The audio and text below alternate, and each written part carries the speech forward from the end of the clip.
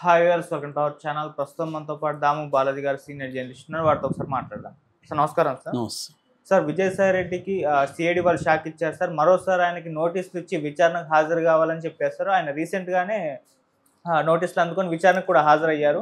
మళ్ళీ ఇప్పుడు 25వ తారీఖు కూడా విచారణకు హాజరు కావాలని చెప్తున్నారు. మరి ఈ రోజే 25వ తారీఖు రోజే అరెస్ట్ చేసే ఛాన్స్ ఉందని కూడా వార్తలు వినిపిస్తున్నాయి సార్. మరి ఏం జరిగే అవకాశం ఉంది విజయసాయి రెడ్డి గారి విషయంలో? విజయసాయి రెడ్డి నిజానికి రాజకీయాల నుంచి విరమించుకొని నేను వ్యవసాయం చేస్తానని చెప్పాడు. చంద్రబాబుని నాకు వ్యక్తిగతంగా ఆయన మీద ఏం ద్వేషం లేదని చెప్పాడు.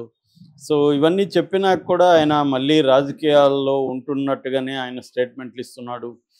ఇక్కడ వైస్ ప్రెసిడెంట్ని కలిశాడు ధన్కర్ని. తర్వాత జగన్ గురించి ఇప్పుడు ఒకసారి బయటకు వచ్చినాక జగన్ పార్టీలో ఏం జరిగితే ఈయనకి సంబంధం లేదు. కానీ ఈయన పదే పదే ట్వీట్లు చేస్తూ మీడియాతో మాట్లాడుతున్నాడు. రెండోది విక్రాంత్ రెడ్డినే తప్పు చేశాడు అని మాట్లాడుతున్నాడు. తర్వాత లిక్కర్ స్కామ్లో కూడా ఎవరు డబ్బులు ఎంత తిన్నారు ఇవన్నీ నాకు తెలుసు అంటున్నాడు. అంటే ఈయన ఆంధ్రప్రదేశ్ రాజకీయాల్లో ముఖ్యంగా యాంటీ జగన్ స్టేట్మెంట్లు ఇస్తున్నాడు. మరి ఎందుకు ఇస్తున్నాడు? ఒకటి, చంద్రబాబు తన మీద ఆల్రెడీ కొన్ని కేసులు ఉన్నాయి. దాని నుంచి బయటపడడానికి జగన్కి హాని చేస్తే చంద్రబాబు తనకి కేసుల్లో ఇరికించుకుని ఉంటాడన్న ఉద్దేశంతో చేస్తున్నాడా, లేకపోతే ఆల్రెడీ బీజేపీతో ఒక ఒప్పందం అయింది, బీజేపీ తనకి గవర్నర్ పోస్ట్ ఇవ్వబోతున్నారు, అయితే ఈ లోపల కొంత జగన్కి డ్యామేజ్ చేయాలన్న కండిషన్తోనే చంద్రబాబు కూడా దానికి ఓకే చేశాడు అన్న ఇది కూడా బయటకు వస్తుంది వార్తలు. ఇది ఒక యాంగిల్ అయితే, రెండో యాంగిల్ అసలు విజయసాయి రెడ్డి జగన్ కలిసి డ్రామా ఆడుతున్నారు. ఊరికే ఉత్తుత్తిగా జగన్ మీద పోరాటం చేస్తున్నట్టుగా విజయసాయి రెడ్డి బిల్డప్ ఇస్తున్నాడు. ఇదంతా కూడా జగనే ప్లాన్ చేసి ఈయన్ను బీజేపీలోకి పంపించే కార్యక్రమం చేస్తున్నాడు. ఒకప్పుడు చంద్రబాబు కూడా అలాగే తన మనుషుల్ని బీజేపీలోకి పంపించాడు. అలాగే జగన్ కూడా ఇప్పుడు తన వాళ్ళని బీజేపీలోకి పంపించి బీజేపీ నుంచి తనకి సెక్యూరిటీ ఉండే విధంగా ప్లాన్ చేసుకుంటున్నాడు. బీజేపీతో డీల్ చేసుకుంటున్నాడు. బీజేపీ ఎన్నికల్లో ఉన్న రాష్ట్రాలకి తను ఫండ్స్ సప్లై చేయడం కావచ్చు, ఇలాంటి కొన్ని ఆఫర్స్ ఇచ్చి బీజేపీతో మంచిగా ఉండడం వల్ల జగన్ కేసుల నుంచి ఇబ్బంది కలగకుండా బీజేపీ చూసుకుంటుంది. అట్లాగే చంద్రబాబు జగన్ని అరెస్ట్ చేయకుండా కూడా బీజేపీ చూసుకుంటుంది అన్న ఒక వార్త. దీనికి చంద్రబాబు చెక్ పెట్టడానికి ఇతన్ని కేసుల్లో గట్టిగా ఇరికించాలని ప్లాన్ చేస్తున్నట్టుగా చెప్తున్నారు. ఎందుకంటే ఆల్రెడీ ఈడీ విచారణ జనవరిలో చేశారు. అప్పుడు ఒక 25 ప్రశ్నలు ఇతను అడిగారని చెప్తున్నారు. మళ్ళీ లాస్ట్ వెన్స్డే సిఐడి పిలిచింది. సిఐడి అనేక ప్రశ్నలు అడిగింది. దానికి మళ్ళీ ఈయన మీడియాకు వచ్చి కూడా సమాధానం చెప్పారు. మళ్ళీ ఇప్పుడు సిఐడి ఫ్రెష్గా ఈయనకి నోటీసులు ఇచ్చింది. 25వ తేదీ ఈయన్ని మళ్ళీ విచారణకు రమ్మన్నారు. అంటే మరి ఎందుకు పదే పదే సిఐడి విచారణకి ఈయన పిలుస్తుంది అనేది ఇప్పుడు $1 మిలియన్ ప్రశ్న.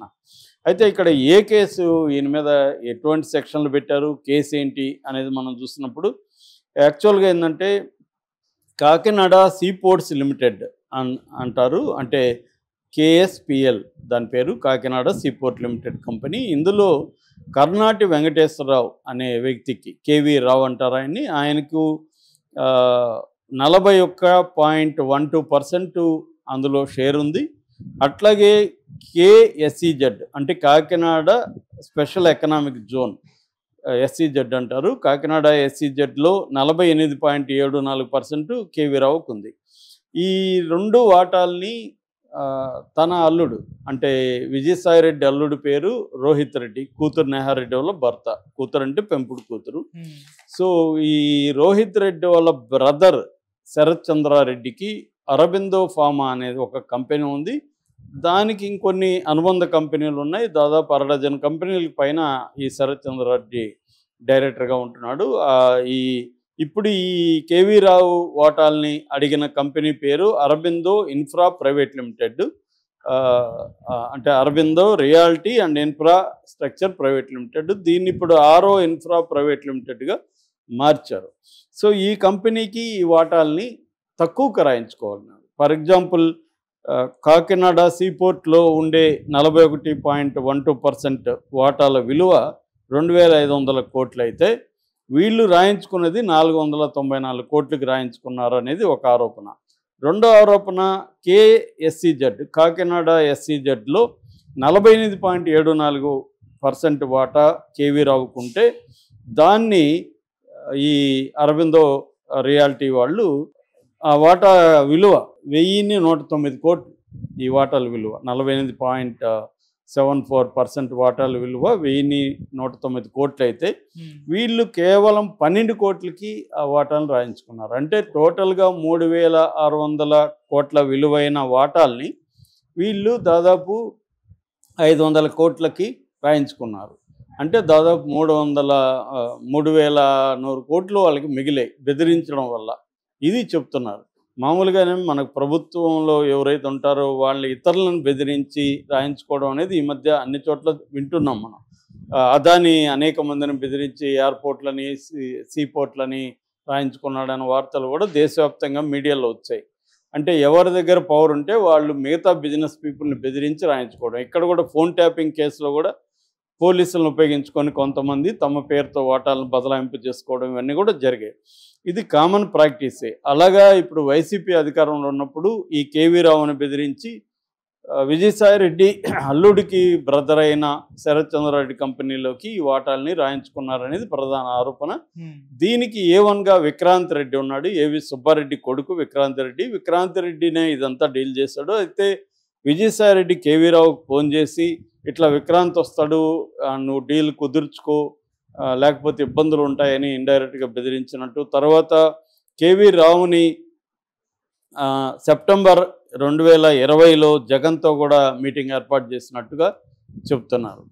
ఇప్పుడు ఈయన మీద సిఐడి మన బిఎన్ఎస్ చట్టం కింద 506, 384, 420, 109, 467, 120B, రెడ్ విత్ 34 ఈ సెక్షన్ల కింద కేసులు పెట్టారు. అంటే క్రిమినల్ ఇంటిమిడేషన్, అంటే నేర స్వభావంతో కూడుకున్న బెదిరింపు.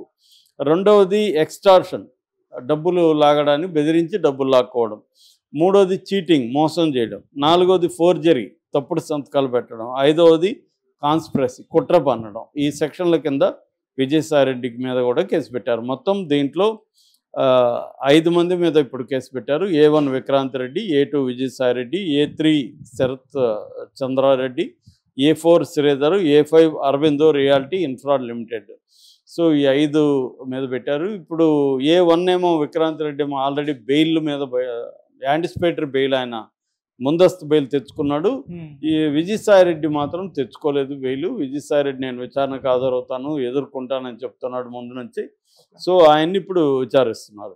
అయితే గతంలో విజయసాయిరెడ్డి విచారణ అయినాక బయటకు వచ్చి ఏం చెప్పాడంటే, నాకు కేవీ రావు తర్వాత